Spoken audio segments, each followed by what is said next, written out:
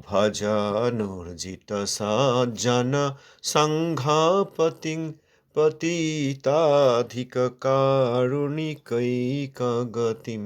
ভজনোর্জিত সজ্জন সংঘাপতিং পতিতাধিক কারুণিকৈকগতিম।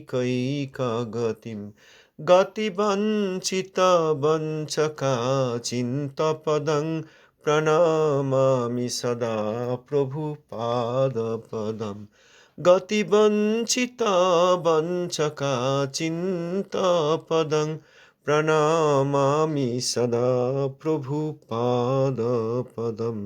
প্রণমামি সদা প্রভু পাদপদম। প্রণমামি সদা প্রভু পাদপদম। পতিত পাবন গুরুদেব শ্রী চৈতন্য মঠাচার্য শিশলা প্রভুপাদের অনুকম্পিত অং বিষ্ণুপাদ শ্রী শ্রীমদ ভক্তি কুসুম শ্রমণ গোস্বামী মহারাজের কি যায়। শিশলা প্রভুপাদের পার্শ্ববৃন্দ কি যায়। প্রভুপাদ অষ্টোত্তর শত শিশলা ভক্তি সিদ্ধান্ত সরস্বতী গোস্বামী ঠাকুর जी की जय। अवधूत कुलचरामणि श्री गौर किशोर दास बाजी महाराज जी की जय। श्री सच्चिदानंद भक्त ठाकुर मास की जय। श्री रूपानुग आचार्य वर्ग की जय। भजनानंदी उत्समागत भक्तबिंद की। श्री रूपानुग शुद्ध भक्ति धारार भगीरथ श्री सच्चिदानंद भक्त ठाकुर महाशयर जैव धर्म अष्टम अध्याय। गतकाल की पढ़लाम केउ संक्षेपे बोलबेन। Gist what we read yesterday. গতকাল আমরা পড়লাম একজন নবীন বৈষ্ণব তিনি জিজ্ঞাসা করলেন আর সেখানে শ্রী হরিদাস বাবাজি উত্তর দিলেন। কর্তব্য বিচার, ভক্ত কি করবেন। বড়গাছির বৈষ্ণবটি প্রশ্ন করিতেছেন, বৈষ্ণব ধর্ম নিত্য ধর্ম, যিনি বৈষ্ণব ধর্মের আশ্রয় করিবেন তাহার অন্যের প্রতি কি প্রকার ব্যবহার করা কর্তব্য তাহা আমি সম্পূর্ণরূপে জানিতে বাসনা করি। যিনি বৈষ্ণব ধর্মের আশ্রয়, আমরা যে বৈষ্ণব ধর্মে যদি আশ্রয় করি আমরা অন্যের প্রতি কি ব্যবহার করব, এই প্রশ্ন করলে শ্রী হরিদাস বাবাজি যার বয়স 100-র উপর তিনি উত্তর দিলেন। তিনি বললেন যে এই জগতে যত আত্মা আছে আমি প্রথমেই তাদেরকে প্রণাম করি। বৈষ্ণবের ধর্মই এই। বৈষ্ণবগণ কি করবেন, সমস্ত আত্মাকে প্রণাম করবেন। সেখানে তিনি বললেন কেহ মানে কেহ না মানে সব তাঁর দাস। কেন প্রণাম করবেন? কারণ বর্তমানে কোনো আত্মা শরীরধারী, তিনি মানুন বা না মানুন, তিনি ঈশ্বরের দাস। অর্থাৎ কোনো একজন ব্যক্তি তিনি মানতেও পারেন যে হ্যাঁ ঈশ্বর আছেন, আমি তাঁর দাস বিভিন্নাংশ, আবার কেউ নাও মানতে পারেন, ঈশ্বর মানি না, এরকম আছে অনেকে। সুতরাং মানুক কোনো আত্মা বর্তমান স্থিতিতে ঈশ্বরকে মানুক বা না মানুক সকলেই তাঁর দাস, এই জন্য সকলকে প্রণাম করি। স্বরূপত আত্মা নিত্য কৃষ্ণ দাস, অতএব সেই আত্মাকে প্রণাম করি। তারপর বললেন যে এখানে সংসারে অধিকাংশ ব্যক্তি কৃষ্ণ বহির্মুখ। স্বতঃসিদ্ধ দাস হওয়া সত্ত্বেও, অর্থাৎ আমি চাই জগতের অসুবিধা থেকে বাঁচতে চাই সেই জন্য বা মুক্তি চাই, এরকম নয়। স্বতঃসিদ্ধ, যেহেতু আমি শ্রীহরির বিভিন্নাংশ অতএব আমি তাঁর দাস। কিন্তু তবুও এই সংসারে অধিকাংশ ব্যক্তি অজ্ঞানতার কারণে, অর্থাৎ তত্ত্বজ্ঞানের কারণে, তিনি কে তিনি জানেন না, আমি কে আমি জানি না, এই অজ্ঞানতা বা ভ্রমবশত বা ভুল জানি, তার জন্য আমরা ভগবানের দাস্য স্বীকার করি না। এরকম অধিকাংশ লোক জগতে, বেশিরভাগ লোক তাঁরা ঈশ্বরের দাস্য স্বীকার করেন। আমি কেন দাস হব, আমি তো গৃহপতি, আমি কেন দাস হব, আমি তো গৃহপত্নী, আমি কেন দাস হব, আমি তো শিক্ষিত, এইরকম ধারণা। অতএব তাঁরা মানেন না, দাস্য স্বীকার করেন না। এদেরই মধ্যে কেউ কেউ ধর্মকে স্বীকার করেন, কেউ কেউ ধর্মকে স্বীকার করেন না। যারা মানেন না, যারা দাসত্ব স্বীকার করেন না, তাদেরই মধ্যে কেউ আবার ধর্ম স্বীকার করেন। এটা আবার কিরকম কথা, ঈশ্বরের দাসত্ব মানেন না কিন্তু ধর্ম স্বীকার করেন। এরকম অনেক ব্যক্তি জগতে আছে, দেখা যাবে। তারা ভগবত ভজন করেন না কিন্তু ধর্ম স্বীকার করেন। অর্থাৎ এই ধৃতি, এই যে আমরা পড়লাম, এই যে 10টি গুণ আমরা পড়লাম, ক্ষমা ইত্যাদি, পরদ্রব্য না নেওয়া। আছে তো অনেক ভালো লোক আছে, পরের জিনিস নিয়ে নেবে না, পড়ে গেলে আবার তুলে দিয়ে আসবে, চুরি করবে না, তারপর রেগে যাবে না, ক্রোধ করবে না, ক্ষমাশীল হবে, ভালো ভালো সব গুণ আছে। অতএব তাঁরা ধর্ম স্বীকার করেন। ধর্ম অর্থাৎ এখানে থাকতে গেলে যে কিছু ভালো গুণ থাকা দরকার, ওই 10টি গুণ, 6টি নিজের জন্য আর 4টি অপরের জন্য, সেইগুলি স্বীকার করেন। তাঁরাও কৃষ্ণদাসত্ব মানেন না। মানে এরকম আছে না অনেক ভালো লোক, যারা খুব ভালো লোক, ভদ্রলোক, শিক্ষিত লোক, উপকার করেন, রেগে যান না, কেউ অন্যায় করলেও তার প্রতিশোধ নিতে যান না। অতএব তারা ধর্ম স্বীকার করছেন, কিন্তু তারা ঈশ্বরের দাসত্ব স্বীকার করেননি কিছু লোক। আর বেশিরভাগ লোক তো ধর্মই স্বীকার করেন না, অর্থাৎ তাদের ক্রোধ আছে, তারা ক্ষতি করলে আবার বেশি ক্ষতি করতে চান, তারা চুরিও করতে পারেন, কারো কিছু পেলে ফেরত নাও দিতে পারেন। অতএব ধর্ম স্বীকার করেন না। সুতরাং সংসারের অধিকাংশ, এই জগতে যত লোক আমরা দেখব, পরিবারে, সমাজে, পাড়ায়, গ্রামে, শহরে, এই দেশে ওই দেশে, বেশিরভাগ অধিকাংশ লোক তারা কৃষ্ণ বহির্মুখ, তারা কৃষ্ণ দাসত্ব স্বীকার করেন না। তাদের মধ্যে কিছু লোক ধর্ম মানেন, আবার অনেক লোক ধর্ম মানেন না। যারা ধর্ম স্বীকার করেন না, অর্থাৎ এই ক্ষমা, অস্তেয় ইত্যাদি গুণগুলি নেই, তাদের মধ্যে কর্তব্য অকর্তব্য বিচার নেই, কি করা উচিত কি করা উচিত না। দেখছেন না আজকাল জগতে আমরা তো দেখতে পাচ্ছি কত প্রকার অন্যায়, একে অপরের প্রতি হানাহানি ইত্যাদি, ক্ষুদ্র স্বার্থের জন্য প্রাণ পর্যন্ত নিয়ে নিচ্ছে, এমন লোকও আছে। এনারা ধর্ম মানেন না, এদের কোনো কর্তব্য অকর্তব্য বিচার নেই, কি করা উচিত কি করা উচিত নয় সে বিচার নেই। স্বার্থ সুখী সর্বস্ব, অন্যায় করে যদি অর্থাদি পান, রাজনীতি করে যদি ক্ষমতা পাওয়া যায়, সেখানে যদি অর্থ পাওয়া যায়, পরিবারকে মোটা টাকা সংগ্রহ করে দিয়ে যাওয়া যায়, এইরকম, অর্থাৎ স্বার্থ সুখী তাদের সব, যাতে সুখ হবে, যাতে অর্থ হবে, যাতে প্রতিপত্তি হবে, সম্মান হবে, যশ হবে, এরকম কোনো একটা কিছু চেষ্টা করেন। কেউ অর্থ চান, কেউ সম্মান চান, স্বার্থ সুখী তাদের সব, তারা ধর্ম স্বীকার করেন না। আর তাদের মধ্যে কেউ কেউ কৃষ্ণ বহির্মুখদের মধ্যে কেউ কেউ ধর্ম স্বীকার করেন। অতএব এই ক্ষমা করছেন, বাহ খুব ভালো লোক, কি সুন্দর শান্তমূর্তি, এত ভালো লোক দেখা যায় না। অনেকে আবার ভুল করে বৈষ্ণবের সঙ্গে এই কৃষ্ণ বহির্মুখ কিন্তু ধর্ম মানেন, তাদের তুলনা করে বলেন, আরে ওই লোকটা কৃষ্ণ ভজন করে না, গলায় মালা নেই, কিচ্ছু নেই, কোনোদিন দীক্ষা নেয়নি, ঈশ্বরও মানে না, কিন্তু খুব ভালো লোক, উপকার করে, রাগ করে না। আর এইখানে বৈষ্ণবদের গেলাম, কি ক্রুদ্ধ হচ্ছেন, কি রেগে যাচ্ছেন, সেইটি অপরাধজনক। কারণ বৈষ্ণবের ক্রোধের কারণ আছে। যেখানে শুদ্ধ বৈষ্ণবের অবমাননা হয়, সেবার বিরোধ হয়, সেখানে বৈষ্ণব ক্রোধ করবেন। তিনি স্বার্থান্বেষী নন, অতএব নিজের সুখের অপরিতৃপ্তিতে ক্রুদ্ধ হন না, সেই জন্য তিনি ভক্তের অবমাননা, ভগবানের সেবার বিরোধ, সেখানে ক্রোধ করেন। সেই ক্রোধকে সম্মান করতে হয়। সেই ক্রোধকে যাঁরা সাধারণ জগতের কৃষ্ণ বহির্মুখ লোকের ক্রোধের সঙ্গে তুলনা করেন, তাঁরা নারকী, একথা প্রভুপাদ বলেছেন। অতএব কৃষ্ণ বহির্মুখ ব্যক্তি কিন্তু ক্রুদ্ধ হন না, তার সঙ্গে একজন বৈষ্ণব তাকে ক্রোধ করতে দেখলাম, এর তুলনা সাধারণ লোক করতে পারে, এবং সেটি মহা অপরাধজনক। তাদেরকে নারকী বলেছেন প্রভুপাদ।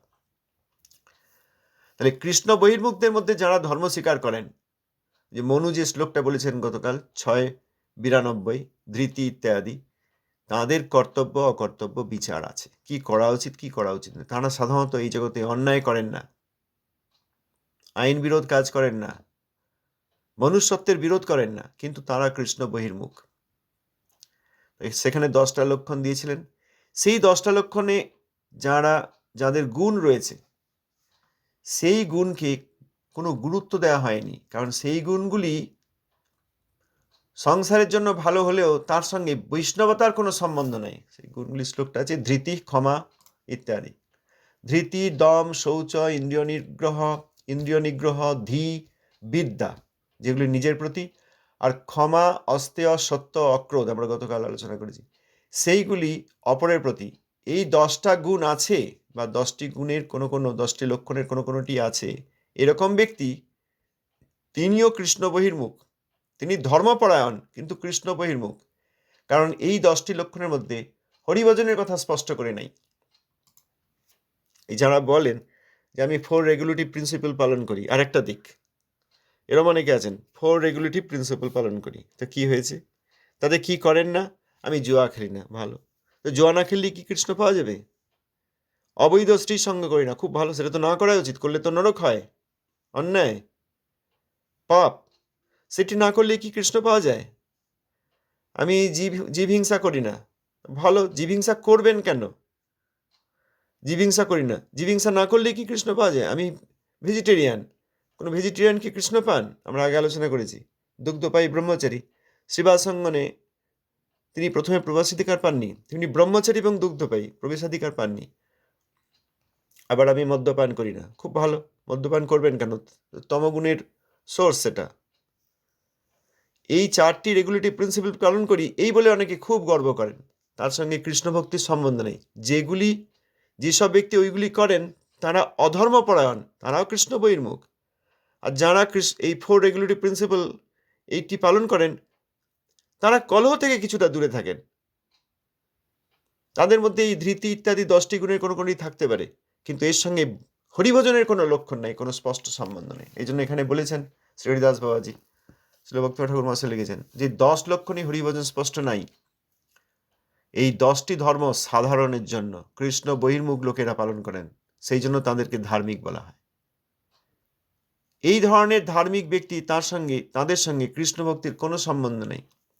তাদের জীবনে কর্তব্যনিষ্ঠা আছে, কিন্তু মঙ্গলময় নয়, কারণ তারা ভক্তিহীন। সেখানে সব শ্লোক আদি প্রমাণ দিচ্ছেন, যারা দেখতে চান গতকালকের আলোচনা দেখতে পারেন। সেখানে শ্লোক আদির প্রমাণ দিচ্ছেন যে যেহেতু হরিভক্তি নাই, সেহেতু এই ধরনের ধার্মিক ব্যক্তিও যদি কল্পকাল ব্রহ্মাণ্ডে অবস্থান করেন, তাহলে না তো তাদের কোনো মঙ্গল হয়, না অপরের কোনো মঙ্গল হয়। এই ধরনের ধার্মিক ব্যক্তিদের কল্পকাল অর্থাৎ ব্রহ্মার জীবনকাল, ব্রহ্মাণ্ড শুরু থেকে ব্রহ্মাণ্ড শেষ পর্যন্ত বিভিন্ন জনি লাভ করে, বিভিন্ন শরীর লাভ করলেও তাদের কখনো মঙ্গল হয় না, এবং তারা কারোর মঙ্গল করতে পারেন না, কারণ ভক্তিহীন। এইটা এক দল হলো কৃষ্ণ বহির্মুখ, ধার্মিক বা অধার্মিক সব কৃষ্ণ বহির্মুখ। আর এক দল হচ্ছে যারা কৃষ্ণ উন্মুখ, কৃষ্ণ সেবনমুখ।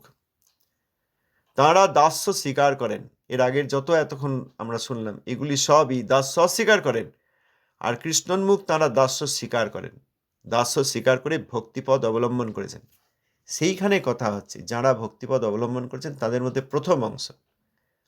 সুতরাং গতকাল যতদূর আলোচনা হয়েছে সেখানে বলেছেন যে যারা কৃষ্ণদাস্য স্বীকার করেন, অর্থাৎ এই দ্বিতীয় প্রকারের ব্যক্তি যাদের ভক্তি রয়েছে, তাদের প্রথম ভাগ হচ্ছে কনিষ্ঠ, পরবর্তী মধ্যম, পরবর্তী উত্তম, অর্থাৎ কনিষ্ঠ বৈষ্ণব, মধ্যম বৈষ্ণব, উত্তম বৈষ্ণব। আমরা এখনো কনিষ্ঠ বৈষ্ণব সম্বন্ধেই পড়ছিলাম। গতকাল আমরা পড়লাম যে কনিষ্ঠ বৈষ্ণব তিনি অর্চা অর্থাৎ শ্রীমূর্তিতে পূজা করেন, কিন্তু ভক্ত বা অন্য নর অর্থাৎ অন্য আত্মা তাদেরকে এখনো সম্মান করতে শেখেননি।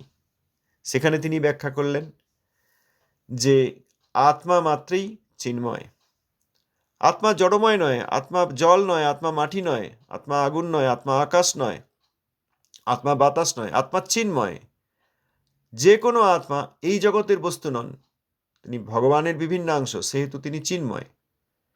কিন্তু যেসব আত্মা বহির্মুখ, অর্থাৎ প্রথম দলের লোক, তাদের সমস্যা, তাদের সঙ্গে মন, বুদ্ধি, অহংকার এবং ক্ষিতি, অপ্তেজ, মূর্ধমের স্থূল শরীর রয়েছে, সূক্ষ্ম স্থূল শরীর রয়েছে। এর ফলে চিন্ময় আত্মা তার সঙ্গে এই জড়বস্তুগুলি, মনও জড়বস্তু, অহংকারও জড়বস্তু, এই জড়বস্তুগুলির প্রলেপ থাকার জন্য তিনি শুদ্ধ চিন্ময় নন, তিনি কেবল চিন্ময়।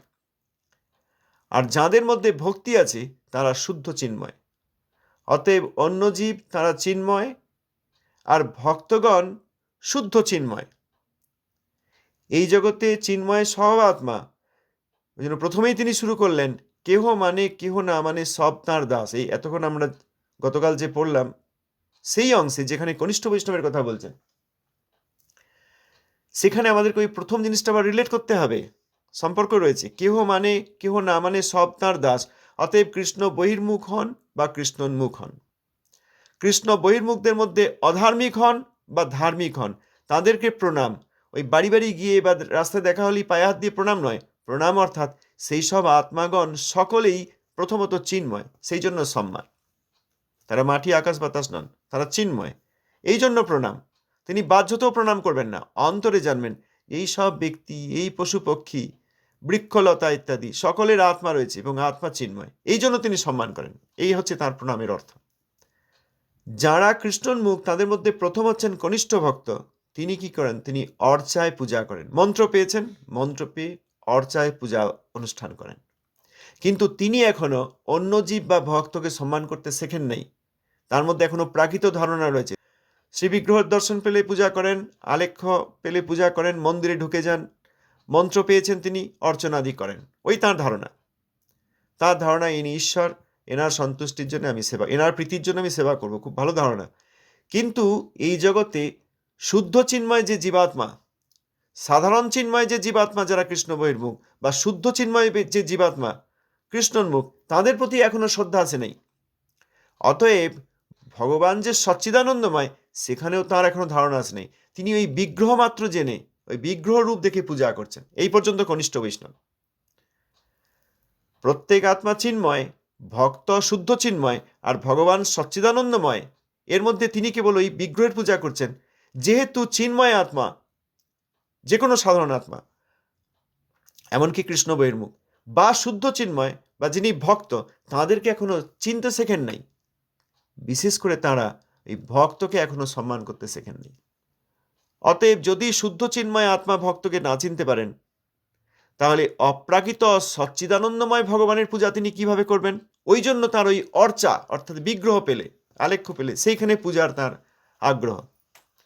কারণ তিনি এখনো ভগবানকে সচ্চিদানন্দময় বলে বুঝতে পারেননি। এই জন্য শ্লোক দিয়েছেন শ্রীল ভক্তিনাথ ঠাকুর মহাশয়, যস্যাত্ম বুদ্ধি কুণপেত্রী ধাতুকে, ওই শ্লোকটি। অর্থাৎ তার এখনো প্রাকৃত ধারণা আছে। মৃত্তিকা নির্মিত বিগ্রহকে তিনি ওই মৃত্তিকা নির্মিত বিগ্রহ হিসেবে পূজা করছেন তার প্রীতির জন্য। কিন্তু এখনো তার ধারণা ইনি মৃত্তিকা নির্মিত, ইনি বিগ্রহ, এনার পূজা করতে হয়। তার এখনো শুদ্ধ আত্মবুদ্ধি আসে নাই যে আমি আত্মা, এই বুদ্ধি আসে নাই। এই জন্য তিনি শরীরকে এখনো আমি মনে করেন। তিনি শরীরকে পবিত্র রাখার চেষ্টা করেন, দরকার সেগুলি, কিন্তু তার ওই শরীর পর্যন্ত ধারণা। শরীরকে পবিত্র রাখার চেষ্টা করেন, মনকে পবিত্র রাখার চেষ্টা করেন, মন্ত্র দিয়ে অর্চা অর্থাৎ বিগ্রহের পূজা করার চেষ্টা করেন। কিন্তু এখনো তার এই শরীরে আমি বুদ্ধি, মনে আমি বুদ্ধি রয়েছে। পরিবারে স্ত্রী, পুত্র, পতি ইত্যাদি পরিজন, তাদের প্রতি আমার বুদ্ধি আছে, মমত্ব, এই অহংকার মমতা, অর্থাৎ আমি এই শরীর মন, আর মমতা অর্থাৎ পরিবারের ব্যক্তিগণ, তারা আমার। এবং তিনি ওই মৃন্ময় বা দারুময় বা প্রস্তরময় বা ধাতুময় বা লেখ্যা বা লেপ্পা ইত্যাদি দ্বারা তৈরি অর্চা পেলে, বিগ্রহ পেলে তাকে ঈশ্বর বুদ্ধি করেন এবং পূজা করেন। তার সচ্চিদানন্দময়ত্ব বুঝতে পারেন নাই। এই জন্য বিগ্রহ দর্শনের মধ্যে পার্থক্য রয়েছে। বহির্মুখের কথা তো বাদই দিলাম। যারা কনিষ্ঠ ভক্ত, তাদের বিগ্রহ দর্শন, তারা জানেন যে হ্যাঁ এইরকম মৃত্তিকা দিয়ে তৈরি, এই ধারণা তাদের, হ্যাঁ ঈশ্বর না বিগ্রহ সম্মান করতে হয়। কিন্তু সচ্চিদানন্দময়ত্ব তারা বুঝতে পারেননি ঈশ্বরের। অতএব তাদের ওই মৃন্ময়াদি জড়বস্তুতে ঈশ্বর বুদ্ধি। আর ওই তীর্থ দর্শনের অনেক সময় যান, কোথাও সরোবর পান, কোথাও নদী পান, সেই সব জল অর্থাৎ সলিলে তাদের তীর্থ বুদ্ধি। তাদের এখনো ভগবত ভক্তে আত্মবুদ্ধি, যে এই ভগবত ভক্ত ইনি আমার নিজজন, এই ভগবত ভক্ত আমার পরিজন, অর্থাৎ তাতে মমত্ব, আমিও শুদ্ধ আত্মা, আমি ভগবানের এবং ভগবানের ভক্তের দাস, এ ধারণা আসেনি। ভক্তের প্রতি মমত্ব আসেনি। মাসিমা, পিসিমা, ভাই, জেঠিমা, কাজিন ব্রাদার, তাদের সঙ্গে সম্পর্ক, ভক্তের সঙ্গে অত গভীর সম্পর্ক হয়নি। শুদ্ধ ভক্তের সঙ্গে, শুদ্ধ ভক্তের কথা বলা হচ্ছে, লোক ঠকানো নয়, শুদ্ধ ভক্তের কথা, শুদ্ধ চিন্ময় জীবাত্মা, তাদের প্রতি এখনো আত্মবুদ্ধি আসেনি, মমতা আসেনি, তাঁরা যে পূজ্য এ ধারণা আসেনি। যদি অর্চনের সময় হয় আর কোনো শুদ্ধ বৈষ্ণব গৃহে আসেন, সেই শুদ্ধ বৈষ্ণবকে আগে সেবা করতে হবে, তারপরে অর্চনা হবে, এই ধারণা তাদের এখনো আসেনি। অতএব ভক্তে পূজ্য বুদ্ধি আসেনি। এবং ভক্তই যে তীর্থ, ভক্তই যে তীর্থ, এ ধারণা এখনো আসেনি। তারা এখনো তীর্থ ভ্রমণে যাচ্ছেন, তারপরে এই সরোবর, ওই জল, প্রাকৃত বোধে তারা সম্মান করছেন। এই ধরনের যাদের ধারণা, তাদেরকে ওই গবাদি পশুর মধ্যে গর্ধব বলেছেন, ভারবাহী এবং নির্বোধ। তাৎপর্য বলেছেন সেখানে ঠাকুর মহাশয়, যে তাৎপর্য এই যে অর্চা মূর্তিতে ঈশ্বর পূজা ছাড়া ভক্তির প্রারম্ভ হয় না, ভক্তি শুরু হয় না, এটা ঠিকই। কিন্তু সেই শ্রীবিগ্রহের পূজায় শুদ্ধ চিন্ময় বুদ্ধি, অর্থাৎ ইনি সচ্চিদানন্দ ভগবান, সচ্চিদানন্দময় ভগবান, শ্রীবিগ্রহ সচ্চিদানন্দময় ভগবান, এই বুদ্ধিটা প্রয়োজন।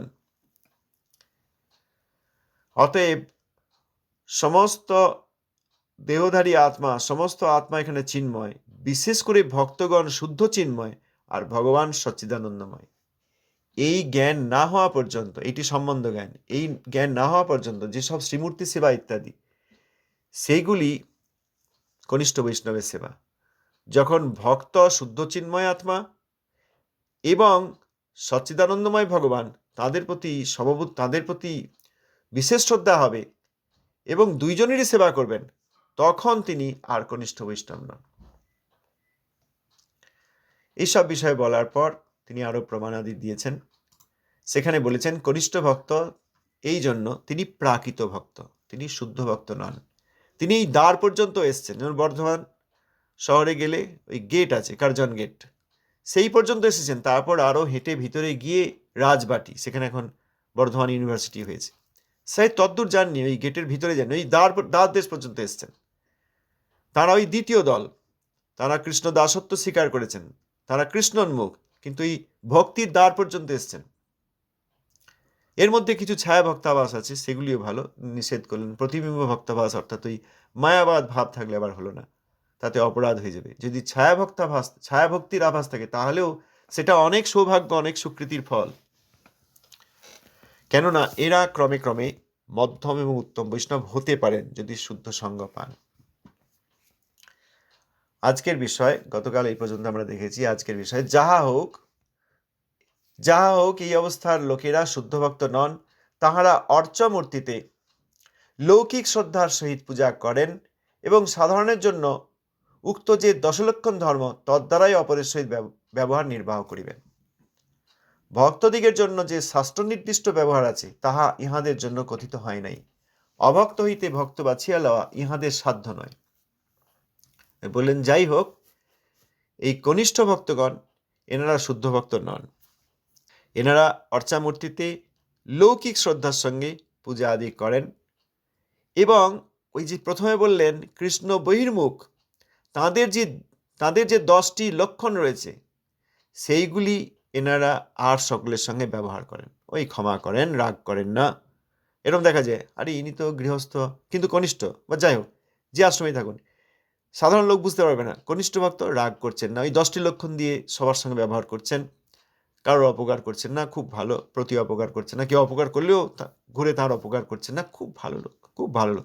কিন্তু এইটি তিনি করেন, কনিষ্ঠ বৈষ্ণব করেন সবার সঙ্গে এবং জগতের সাধারণ লোকের সঙ্গে, ওই 10টি গুণলক্ষণ দিয়ে, যেগুলি কৃষ্ণ বহির্মুখদের মধ্যে যারা ধার্মিক তাদের জন্য প্রযোজ্য।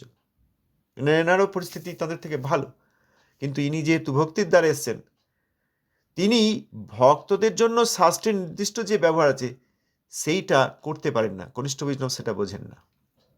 কনিষ্ঠ বৈষ্ণব শাস্ত্রের নির্দিষ্ট ওই শুদ্ধ চিন্ময় আত্মা ভক্ত, তাদের প্রতি কি ব্যবহার করতে হয় এ তাদের ধারণা নেই। আর কনিষ্ঠ বৈষ্ণব ভক্ত অভক্ত বেছে নিতে পারেন না। ইনি ভক্ত, এনার সঙ্গে ভক্তের যে সম্মান সেটি করতে হয়। আমরা অন্যান্য সময় ঠাকুর মহাশয়ের বিভিন্ন প্রবন্ধে পড়েছি। একটি প্রবন্ধে এরকম আছে যে গৃহস্থগণ অতিথির প্রতি কেমন ব্যবহার করবেন। সেখানে বলেছেন যদি সাধারণ অতিথি হন, অর্থাৎ এই কৃষ্ণ বহির্মুখ, ওই প্রথম দল, কৃষ্ণ দাসত্ব মানে না, বা ধার্মিক লোক, এই 10টি গুণ রয়েছে, এই সমস্ত ব্যক্তির জন্য কীরকম ব্যবহার হবে।